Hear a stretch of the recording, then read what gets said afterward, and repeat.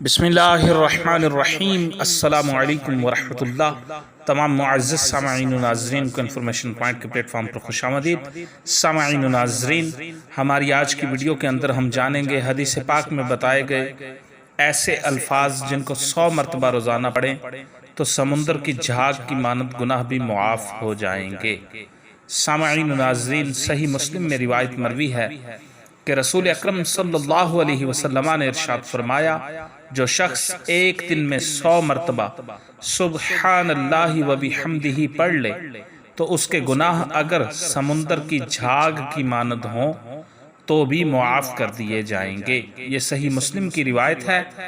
آقا نامدار صلی اللہ علیہ وسلم نے ارشاد فرمایا، جو شخص ایک دن میں 100 مرتبہ سبحان اللہ و بحمدہ پڑھ لے تو اس کے گناہ اگر سمندر کی جھاگ کی مانند ہوں تو بھی معاف کر دیے جائیں گے۔